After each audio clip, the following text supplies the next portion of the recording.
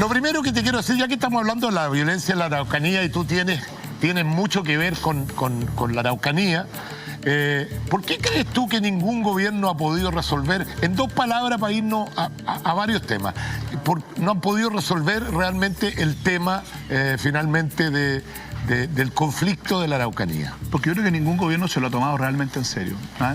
Los nuestros tampoco. Lo que uno ve es que los gobiernos administran el conflicto, cuando hay una crisis, un montón de anuncios que después no se cumplen, y lo que en realidad esperan es que este tema pase y que le llegue el problema al gobierno que viene.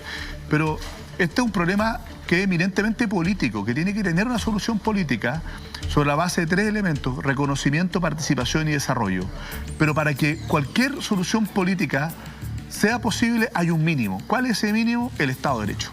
Y por lo tanto, el Estado tiene que garantizar efectivamente el Estado de Derecho, el orden público, la paz social. Es la primera responsabilidad del Estado para poder avanzar simultáneamente a resolver un conflicto que está ahí, donde los diagnósticos están todos hechos. Yo creo que ya está bueno hacer diagnóstico, hay que empezar a implementar las soluciones. En base a lo que estáis diciendo, ¿cómo se garantiza el Estado de Derecho si de alguna forma las policías, que son los que tienen la potestad del manejo de las armas, ¿no es cierto?, la fuerza, como sociedad nos hemos puesto de acuerdo, están absolutamente cuestionadas, y cada vez que un policía trata de parar a algún violentista, en la refriega pueden suceder cosas? O sea, puede ocurrir un empujón, o puede ocurrir que una bomba lacrimógena no caiga exactamente donde el policía quería, o que un balín, como son perdigones, finalmente se abran. Entonces, es re fácil decir, mire, el Estado tiene que garantizar el orden público, pero ¿cómo lo harías tú?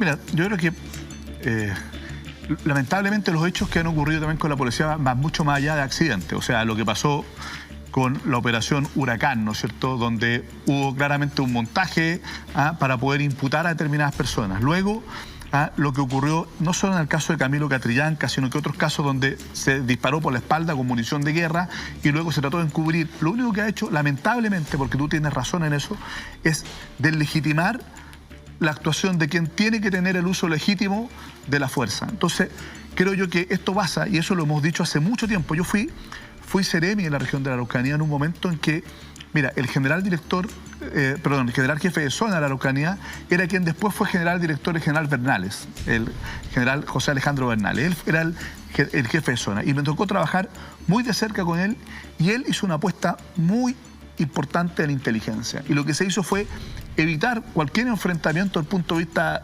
represivo y tratar de articular un sistema de inteligencia. Quiero decir que en ese momento se lograron un conjunto de resultados para desbaratar, ¿no es cierto?, los grupos que estaban generando actos de violencia. Entonces, creo yo que hoy día lo que se necesita es mucho más inteligencia y capacidad de anticipación. Si todo el mundo sabe que son los mismos modus operandi, son los mismos grupos muy pequeños que actúan de manera muy organizada, en qué territorio ocupan, qué horario lo utilizan. Pero en una zona tan grande... Nunca, si no es tan grande los sectores, y nunca no hay capacidad de anticipación. Entonces, cuando no hay capacidad de anticipación, no hay dificultades después para poder allegar pruebas, etcétera. Entonces, creo yo que aquí se requiere, el punto de vista policial, que una arista, ¿ya?, de verdad, una capacidad de inteligencia y de tecnología que permita poder dar con los responsables y con las pruebas para que la justicia pueda condenar. Y por otro lado, no seguir postergando las soluciones políticas. La historia de la relación del Estado con el pueblo mapuche, pero también con la Araucanía en su conjunto, mapuche y no mapuche, en la región más pobre de Chile, está marcada por un conjunto de promesas incumplidas. Y eso debilita la solución política, que es la única posible. Sí, pero mira, está todo unido, porque la verdad es la región más pobre de Chile, pero ¿cómo le debe pedir a la gente que vaya a invertir si tu mismo padre que invirtió ahí, que tenía unas cabañas turísticas, se las quemaron? Entonces, una cosa lleva a la otra. Entonces, es re fácil decir, claro, son los más pobres, pero ¿cómo lo hace? Estoy de acuerdo. Mira, los que atentan contra las personas que están desarrollando actividad productiva no atentan contra esa persona, simplemente atentan contra la región en su conjunto. Porque al final se está transformando en una región inviable, no solo desde el punto de vista económico. O sea, yo nací, crecí ahí, y lo que se ha generado hoy día es un clima de tensión, de desconfianza, de mirarse con recelo, que nunca antes había existido. Entonces, una región no puede proyectarse hacia el futuro totalmente quebrada, dividida, fraccionada. Y por eso que tenemos que volver a tener, por así decirlo, un sentido colectivo de región. Fuad, quiero preguntarte varias preguntas cortitas porque ¿tú crees que la clase política no tiene una responsabilidad en el tema violencia también? Al no condenarla con la fuerza que se requiere, ¿para qué vamos a hablar de algunos personajes que sabemos que están en favor directamente de la violencia? Pero miembros de tu partido, por ejemplo, Yanna Proboste, que condena la violencia, pero dice, pero si el gobierno cree que la ley anticapuchado va a solucionar el problema. O sea, condenan la violencia, pero todas las herramientas que pueden servir para evitar la violencia no las quieren apoyar. Entonces, como que uno se queda con la sensación de que dicen una palabra lo políticamente correcto, pero por otro lado no apoyan las herramientas que podrían ayudar a contener la violencia. Porque ¿por qué una persona tiene que ir a manifestarse encapuchado? Porque quiere delinquir y no quiere que le vean la cara. De otra forma, ¿cómo se entiende? A ver, lo primero es que yo diría... La violencia existe no por la falta de condena, que existe la condena. Yo no he escuchado a prácticamente nadie, salvo contadas excepciones, que no sean claros y explícitos desde el día 1 en condenar la violencia de manera clara, categórica. Y yo te quiero decir que en mi partido no hay nadie que avale la violencia.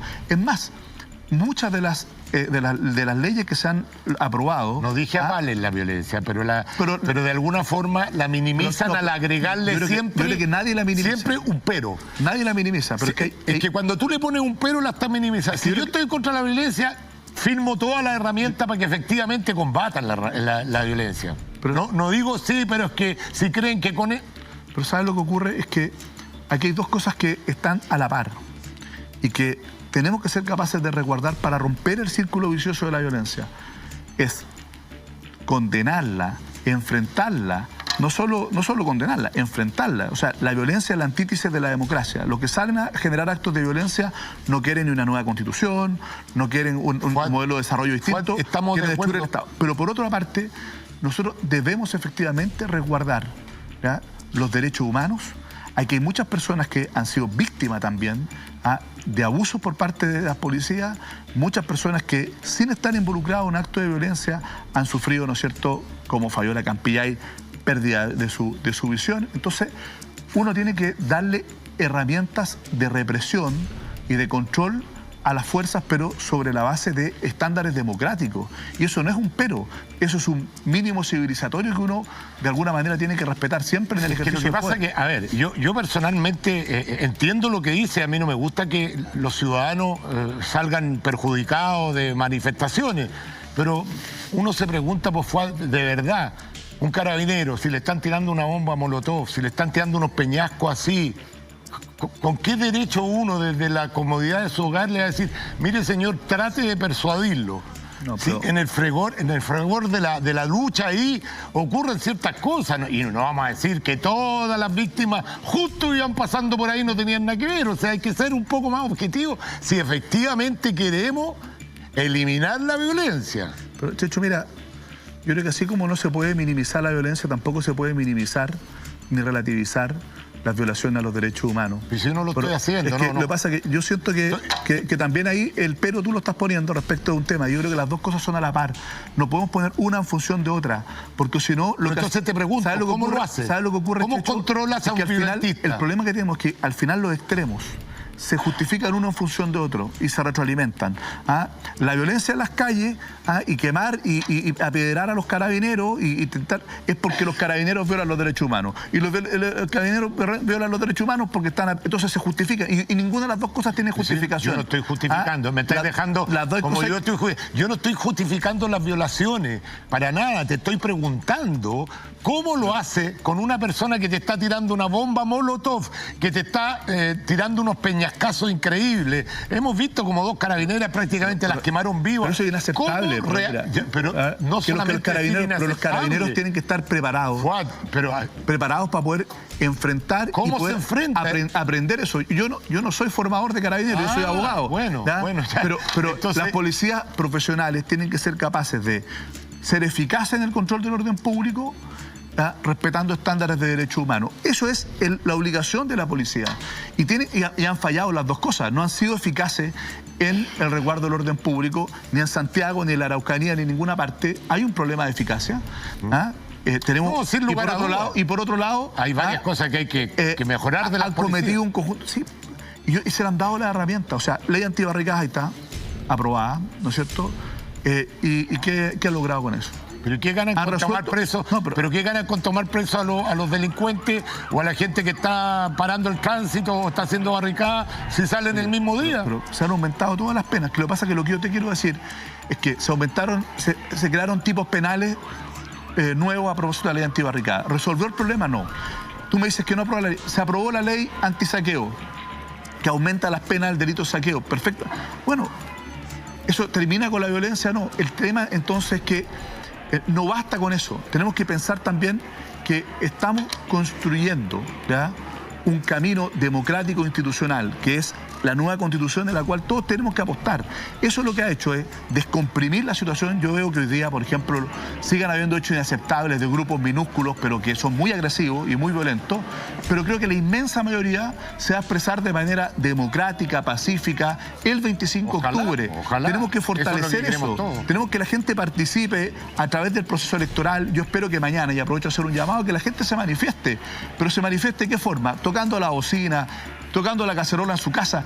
Fíjate que el sábado pasado, hace exactamente una semana, salió una caravana por el apruebo y me encontré con una manifestación de ciclistas, multitudinaria, eran miles, cuadras y cuadras de ciclistas. No había un hecho de violencia. Bueno, estas son las cosas que tenemos que hacer, la no violencia activa. Hay tantas formas alegres, esperanzadoras de manifestar.